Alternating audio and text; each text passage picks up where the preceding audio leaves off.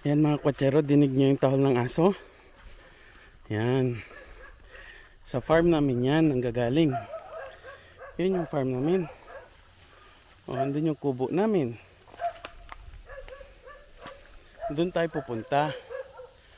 Bababa tayo doon. Dito tayo dadaan. Sa medyo maayos-ayos na daanan. Sino nagtabas dito, Tel? Ay, wow. Linis ng daan ah.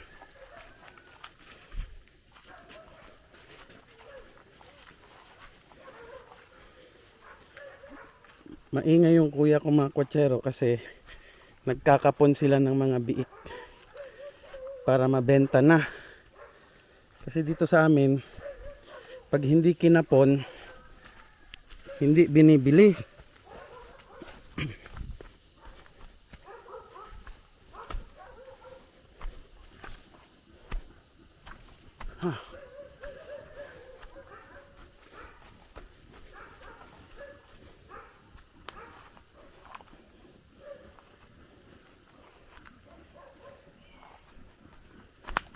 Yan.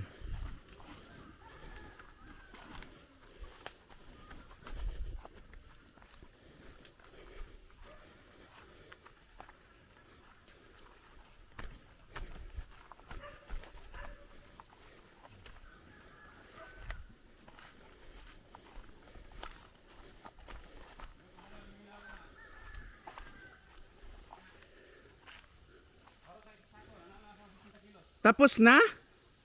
Opo sir, mana sir?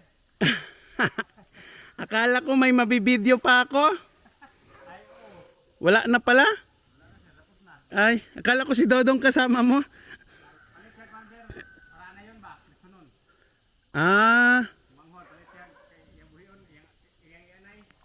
Napababae. Ah, na pa? Ah, okay. Sige po. Apo. Yung kapatid ng kapitbahay namin tumingin daw ng baboy doon. Bibili daw ng babae. Gagawin daw inahin. So meron kami doon mga higit 20 kilos. Baka iyon yung bibilhin. Tayo.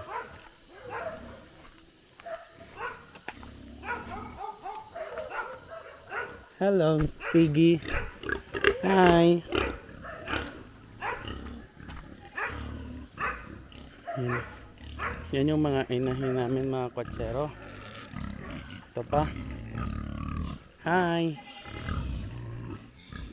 Ito pa. Mga Miss Piggy. Ay, kawawa. Nakatali. Eh. Hachiro. Asan ang Hachiro? Ay, kawawa. Nakakulong. Tao po. Magandang hapon.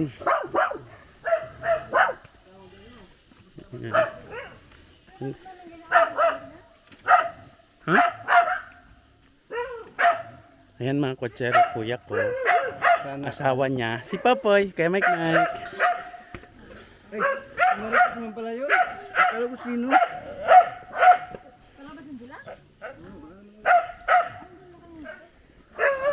Hi. Hello. Sinira mo na yung bahay mo.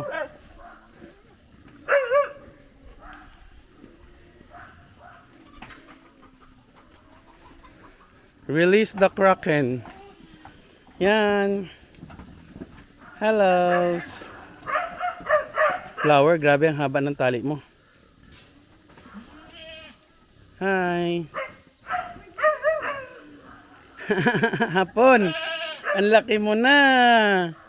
Uy, ang laki mo na hapon. Hala siya. Grabe, ang laki na ni hapon, oh.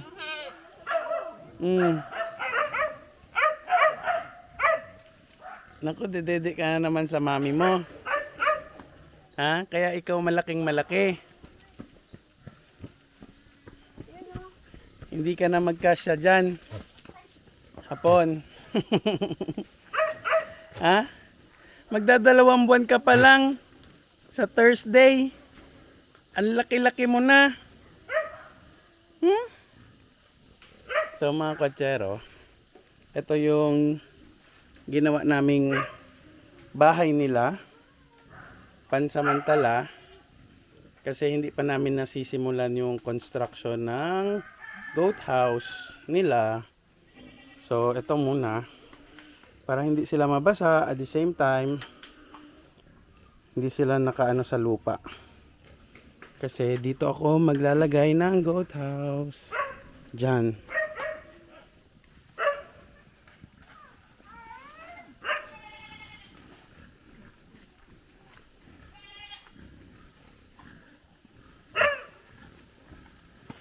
Mag-snacks kayo ng saging.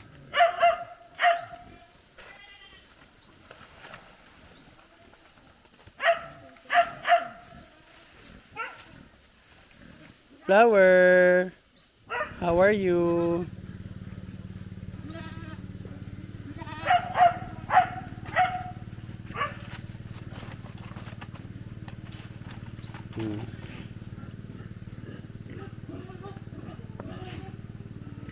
Alam ma'am, sumusunod sila ma'am. Tawid nyo nga ma'am.